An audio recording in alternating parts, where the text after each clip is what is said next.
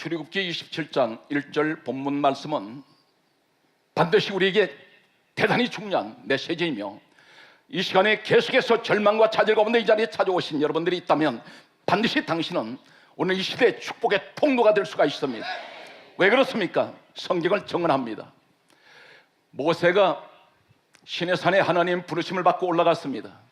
올라갔을 때 최초로 이 땅에 세워지는 하나님의 집 성막을 짓는 설계도를 말씀하셨습니다. 40주야를 좀 하나님을 시내산 꼭대기에서 만났던 모세에게 성막에 관한 말씀을 하시면서 가장 중요한 성막 안에 있어는 성물 가운데 3대 성물이 있습니다.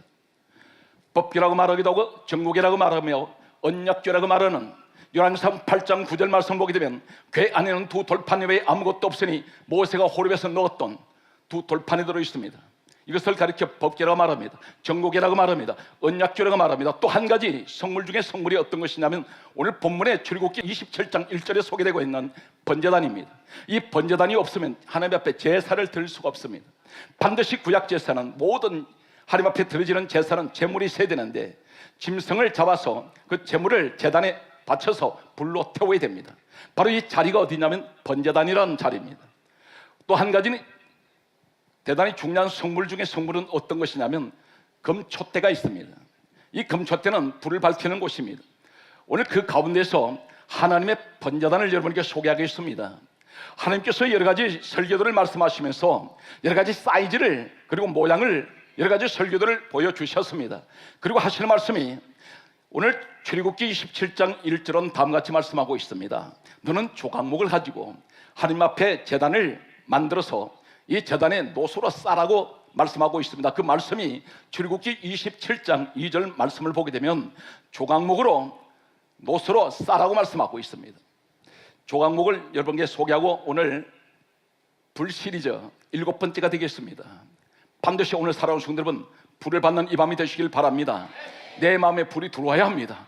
불이 들어오는 순간 빛이 들어옵니다. 빛이 들어오면 뜨거워집니다. 오늘 그렇다면 어둠의 곳에는 사라져버립니다. 조각목은 일종의 아카시아 나무를 말합니다. 이 조각목은 오늘날 우리나라 나무로 이야기한다면 아카시아 나무입니다. 아카시아 나무인데 지금 모세를 하나님께서 말씀하신 이 장소가 어디입니까? 시내산은 사막 한가운데 있는 산입니다. 사방을 돌아봐도 쓸만한 나무가 없습니다. 그 당시에 가장 좋은 나무를 이야기를 한다면 레바논에 백향목 나무가 있습니다. 하나님이 성전에, 솔로몬 성전에 지어졌던 제목 가운데 하나가 백향목 나무로 지어졌습니다. 또 잣나무를 이야기할 수가 있습니다. 이 잣나무는 노아 방주 때에 방주를 짓는데 하나님께서 잣나무를 가지고 쓰라고 말씀하셨습니다. 그런데 이 조각목이라는 나무는 아카시아 나무입니다. 아카시아 나무는 어떤 형태를 가지고 있습니까? 가시만 잔뜩 돋아났습니다. 나무 중에 가장 볼품없습니다. 마음대로 뒤틀어져 있습니다. 꼬여 있습니다.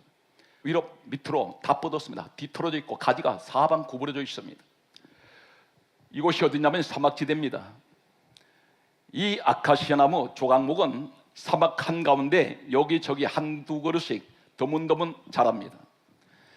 세찬 모래의 열풍 속에 모래 바람을 맞을 때에 이 아카시아 나무는 껍질이 닳아서 벗겨져 있습니다. 먼지만 잔뜩 뒤집어 쓰고 있습니다. 돋아난 것은 가시밖에만 돋아난 것이 없습니다. 인적이 없습니다. 1년 내내 가도 이 아카시아 나무 조각목을 찾아오는 사람은 없습니다. 그런데 하나님께서 좋은 나무를 내버려 두시고 하필이면 사막 한가운데 여기저기 드문드문 자라고 있는 가장 볼품없는 제목감이 되지 못합니다. 그런데 그 나무를 하나님이 지명을 하셨습니다. 너는 조각목으로 제단을 만들어라고 말씀하셨습니다. 오늘 이 사건은 무엇을 의미하고 있을까요? 오늘 성경은 분명히 강조해 있습니다. 요한복음 6장 63절은 말씀은 영이라 했는데 영적 사건으로 보았더니 이사야 5장 7절과 예레미야 5장 14절은 다음같이 말씀하고 있습니다. 나무는 사람을 의미하고 있습니다. 복음적으로 무엇을 말하고 있습니까? 나무를 사람으로 의미한다면 내 모습이 아카시아 나무 같은 모습입니다. 성격이 뒤틀려 있습니다. 내 멋대로 살아왔습니다. 도단한 것은 가시밖에 없습니다. 사람들이 내게 가까이 오면 전부 상처받습니다. 전부 찌르는 것밖에 없습니다. 나는 남에게 한 번도 위로의 말을 한 적이 없었고, 내 가족들에게 따뜻한 말 한마디보다는 전부 가슴 아픈 마음에 상처 주는, 대못 박는 이러한 소리들만 늘 해왔습니다. 혈기가, 그리고 아집이, 그리고 성격이 대단히 난폭한, 자신의 불만이 가득 차 있는 이러한 사람의 술에서는 나오는 것이란 독설밖에 없습니다. 나는 내 자신을 생각할 때 나는 아카시아 나무 같은 조각목 같은 인생입니다. 하나님, 나는 내 자신을 돌아보니까 내가 쓸만한 제목이 못 됩니다. 그런데 왜 하나님이 이러한 쓸모없는 조각목, 버려진, 광야에 버려져 버린 이런 나무, 조각목 아카시아를 선택하셨을까요? 성경은 이 사실에 대해서 다음과 같이 말씀하고 있습니다. 고린도전서 1장 27절 말씀 보게 되면, 하나님께서는 사람을 서실 때 어떤 사람을 서고 계실까요? 성경은 이렇게 말씀합니다. 하나님이 서는 사람은 미련한 자를 택하사, 약한 자를 택하사. 고린도전서 1장 28절은 다음과 같이 말씀합니다. 하나님이 택한 사람은 전한 것을 택하사, 멸시받는 것을 택하사, 없는 것을 택하사. 무엇을 말씀하는지 아십니까? 우리 인생에 잘나서 주님 앞에 선택받은 줄 아십니까? 하나님 보실 때, 우리 모습을 볼 때는 너는 미련한 사람이야. 우리가 얼마나 미련했냐면 하나님을 부정했습니다. 한때는 세상이 좋아서 세상에 미쳐 살았던 적이 있습니다. 대단히 미련한 짓을 했습니다.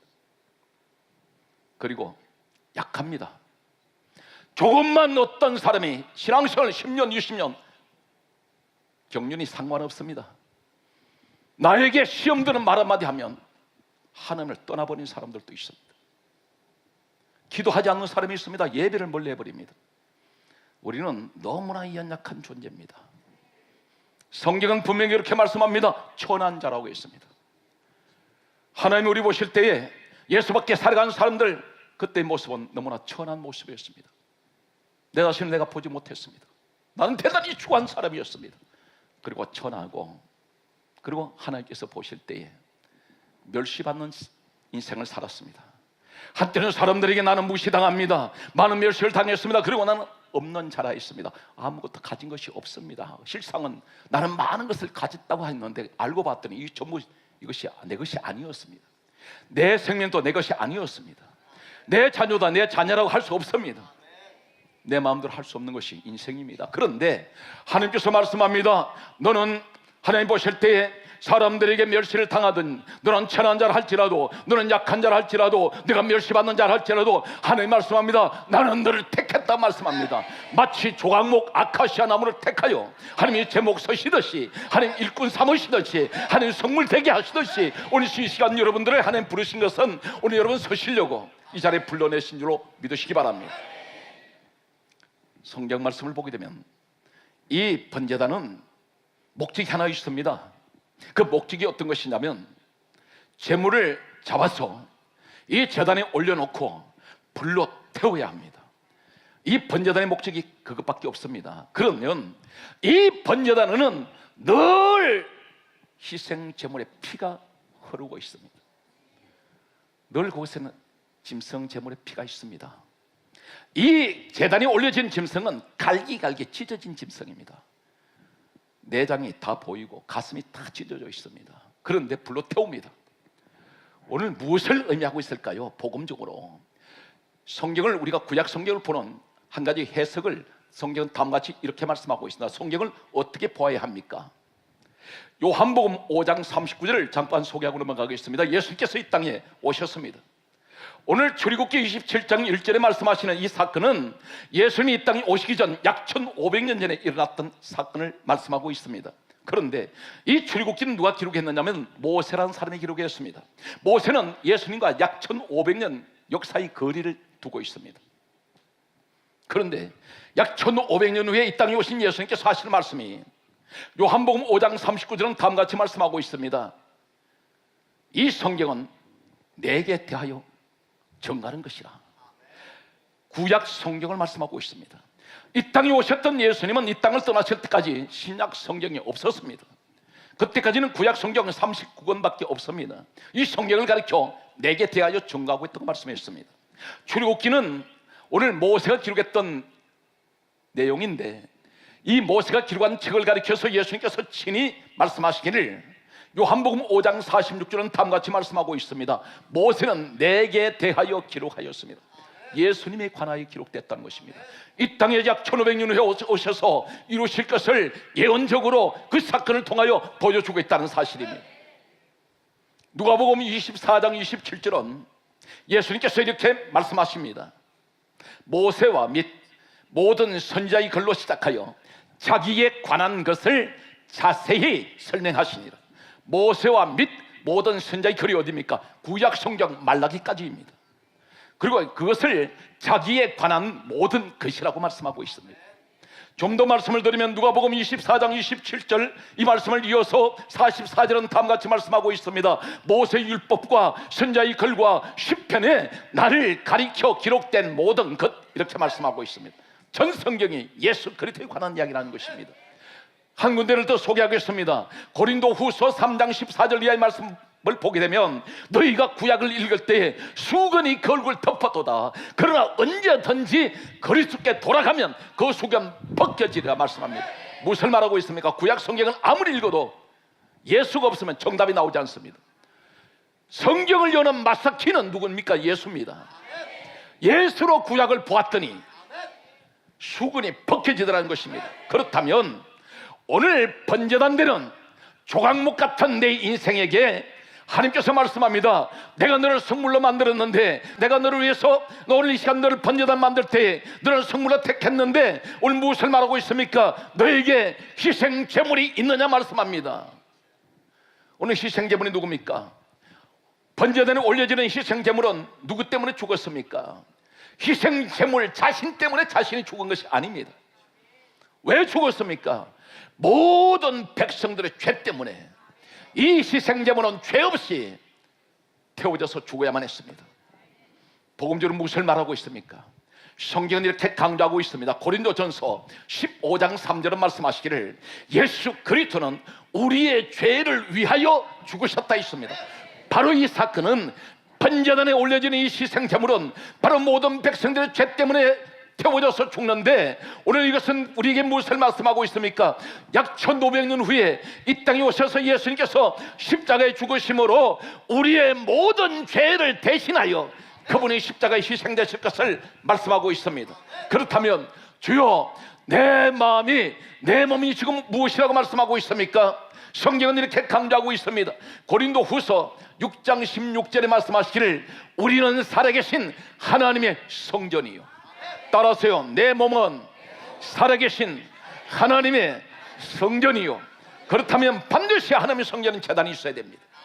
오늘 이 제단에 죽은 희생 제물이 있듯이 오늘 내게는 나의 죄를 대신해서 죽으신 우리 주 예수 그리스도의 십자가가, 우리 주 예수의 십자가 피가 내 몸속에 흐르고 있어야 됩니다. 그렇다면 반드시 이곳에 하나님께서 불 내려 줍니다. 오늘 사랑하는 성도 여러분, 나를 위해 죽으신 예수 그리스도가 내 마음에 계십니까? 나를 위해서 죽으신 예수의 피가 내 몸속에 흐르고 있습니까? 당신에겐 번제단이 될 수 있습니까? 그렇다면 오늘 이 자리에 하나님께서는 이 번제물에 불 떨어지는 이 밤이 되시기를 예수 이름으로 축복합니다. 하나님은 어떤 제사를 받으십니까? 번제단만 있다고 거기서 불 내려오지 않습니다. 반드시 제물이 있어야 됩니다. 이 제물은 다시 강조합니다. 예수 그리스도, 오늘 백성들의 죄 때문에 죽은 희생 제물은 이 땅에 오셔서 백성들의 모든 죄를 대신해 죽으시는 마태복음 1장 21절에 이름을 예수라라. 이는 자기 백성을 죄를 위해서 죄에서 구원할 자이십니다. 오늘 새 나이를 위해서 죽으신 예수 그리스도 내 마음에 계신다면 성경은 약속합니다. 오늘 번제단에 불이 떨어지는 오늘 그 시간이 바로 이 시간 되시기를 예수 이름으로 축복합니다. 이 민족의 희망은 예수 그리스도밖에 없습니다. 이 땅에 수많은 천재가 있습니다. 수많은 학자들이 있습니다. 수많은 박사들이 있습니다. 수많은 정치가가 있습니다. 그러나 어느 누구도 인류를 구원할 자 없습니다. 오직 한 분은 예수밖에 안 계십니다. 우리는 그분을 찬양해야 합니다. 그분 앞에 예배하세요. 그분께 영광 돌리는 이 밤에 진정으로 여러분이 이 시대의 가장 위대한 사람이며 가장 축복을 받은 축복의 통로가 되시기를 주의 이름으로 축복합니다.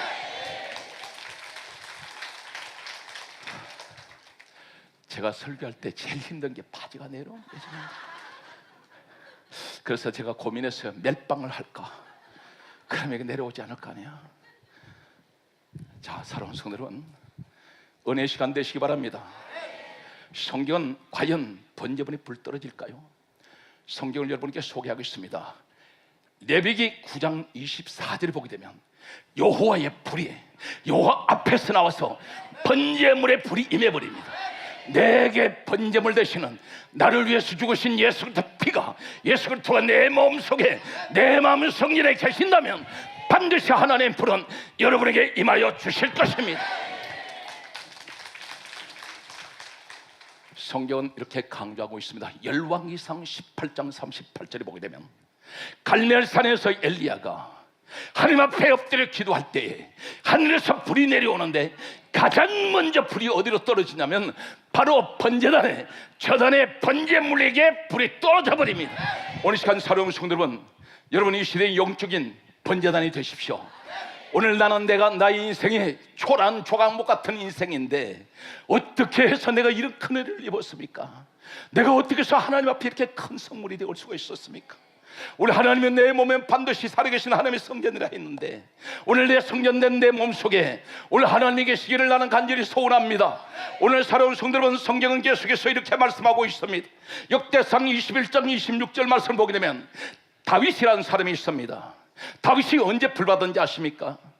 하나님 앞에 다윗이 번제물을 드려졌을 때에 이 제단에 하늘에서 불이 내려오면서 번제물에 불이 떨어집니다. 오늘 사랑하는 성도 여러분, 입안에 불 받는 여러분 되십시오.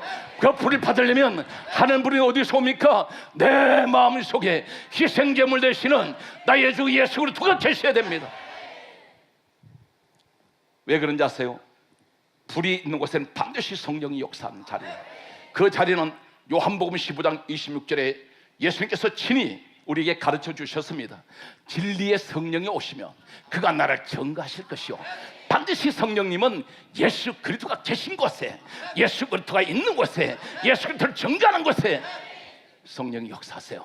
그래서 사도행전 1장 8절을 말씀하고 있지 않습니까? 예수님께서 떠나시면서 마지막 부탁하신 말씀이, 마지막 이 땅을 떠나시면서 지상에서 남기신 마지막 유언입니다. 마지막 떠나시면서 하신 말씀 뭐라고 말씀하셨습니까? 오직 성령이 너희에게 임하시면 너희가 권능 받고 예루살렘 온 유대 사마리아 땅 끝까지 이르는 내 증인 되어라. 성령이 임하면 예수님 증인 되는 겁니다. 여러분 과연 성령 받으셨습니까? 그렇다면 예수님 증인 되십시오. 오늘 성경은 이렇게 또 강조하고 있는 것을 보게 됩니다. 역대하 7장 1절 말씀 보게 되면 그 유명한 솔로몬이 기도를 마칠 때에 하나님 불이 내려오는데 솔로몬 머리에 떨어지는 것이 아니라 번제물 위에 불이 떨어져 버립니다. 전부 불은 어디로 임합니까? 번제물이 있는 곳에. 복음적으로 무엇을 말하고 있습니까? 예수님이 계시면 나를 위해서 죽으신 예수 그리스도가 계신 곳에 반드시 여러분 그 자리에 계십시오. 반드시 불은 내려옵니다. 성경은 이렇게 그러므로 우리에게 강조하고 있습니다. 예레미야라는 사람이 불을 받았습니다. 그런데 이 사람이 복음을 전했습니다. 복음을 전하다가 이 사람이 기가 막힌 이야기를 하고 있습니다. 예레미야 20장 7절 말씀 보게 되면 이렇게 말합니다. 내가 다시는 여호와를 선포하지 않겠습니다. 이렇게 말합니다. 그러면서 하는 말이 그의 이름을 말하지도 않겠습니다 했더니, 이렇게 말했더니, 이렇게 생각했더니 내 마음이 불붙는 것 같아서 골수에 사무치니 내 답답해서 나는 답답함 때문에 견딜 수가 없습니다. 이렇게 말하고 있습니다. 이 말이 무슨 말인지 아십니까? 이 사람이 복음을 전하다가 계속해서 성경이 이렇게 강조하고 있습니다. 예레미야 20장 9절 말씀 보게 되면 사람들이 나보고 조롱하고 있습니다. 나를 조롱거리로 만들고 있습니다. 나를 치욕과 모욕거리를 만들고 있습니다. 무엇을 말하냐면 이 사람이 하나님을 전거했습니다. 지금으로 말하면 예수를 전하고 다녔습니다. 전도했는데 사람들한테 받는 대우는 전부 조롱거리였습니다. 치욕적인 것이었습니다. 모욕을 당합니다. 여러분 전도하신 분들은 아마 이런 경험 한두 번 했을 것입니다. 전도하면 길거리에서 전단지라도 나눠주면 예수 믿으라고 말했다가 욕을 먹는 사람이 있습니다. 대단히 무시합니다. 아주 모욕적인 말을 할 때가 있습니다. 이 에레미야가 더 심한 어떤 모욕을 당했던 모양입니다. 치욕을 당했습니다. 그래서 이 사람이 뭐라 그러냐면 나는 다시는 하나님을 선포하지 않겠습니다. 전도하지 않겠습니다. 그러면서 또 하는 말이 나는 다시는 그의 이름을 말하지 않겠습니다 했더니 돌아서고 나면 이 사람의 마음에 불 붙는 것 같습니다. 왜 그렇습니까? 속에 불이 올라옵니다. 이 사람에 불이 있습니다. 불 붙는 것 같아서 내 마음이 골수에 불 붙는 것 같은 것이 쌈을 치니 내가 답답해서 견딜 수가 없습니다. 무슨 말인지 아십니까? 내가 욕을 먹고 사람에게 무시당하면서 전도하다 보면은 다시는 나 전도 안 해 하는데 다시 내 마음속에 불 붙기 시작합니다. 왜 그렇습니까? 성령의 불이 나를 통해서 정하게 하십니다. 오늘 그러므로 이 예레미야가 이렇게 말합니다. 예레미야 예가 1장 13절에 말씀하기를 높은 곳에서 주여 나의 골수에 불을 보내 주시옵소서. 하나님 앞에 말씀합니다. 하나님, 내가 인간 생각을 한다면 나 절대 전도 못해요. 그런데 전도 안 하겠다 했는데 다시는 하나님 전하지 않겠다 했는데 내 마음에 불이 계속 들어오니 내가 골수에 사무칩니다. 그러므로 하나님 내게 불을 내주세요. 그리고 이기게 해주세요. 반드시 불이 와야 이깁니다. 여러분 지으면 안 됩니다. 하나님은 누구를 기뻐하세요? 이기는 자를 기뻐하십니다. 그래서 계시록의 7교회를 보게 되면 반드시 마지막 결론이 어떻게 말씀합니까? 누구든지 이기는 그에게 성경 강조합니다. 지면 안 됩니다. 믿음으로 이기세요.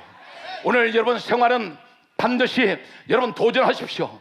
반드시 겁을 내지 말고 오늘 마치 다윗이 골리앗 앞에 서 있을 때에 나는 만군의 여호와 이름으로 내게 나아가노라. 오늘 예수 이름으로 승리하시길 바랍니다. 오늘 성경 계속해서 우리에게 말씀하는 것을 보게 됩니다. 그러므로 성경이 이렇게 강조합니다. 출애굽기 38장 3절에 말씀하시기를 우리가 제단에 불 옮기는 그릇이 있다고 했습니다. 불 옮기는 그릇이 있습니다. 제단 불을 옮기는 그릇이 있는데 우리에게 무엇을 말씀하고 있습니까? 따라하시겠습니까? 로마서 9장 24절 따라하세요. 우리가 그릇입니다. 나는 무슨 그릇 돼야 됩니까? 불 옮기는 그릇 돼야 됩니다. 이 불 옮기는 그릇이 무엇을 말합니까? 이 그릇에 불 담아 옮기면 옮기는 곳마다 다 불이 붙어버립니다. 오늘 무엇을 우리에게 말씀합니까? 저는 간절하게 소망합니다. 하나님, 우리 한국교회가 하나님이 사랑의 불이 꺼져갑니다. 하나님, 우리 한국교회가 은혜의 불이 꺼져갑니다. 성령의 불이 꺼져갑니다.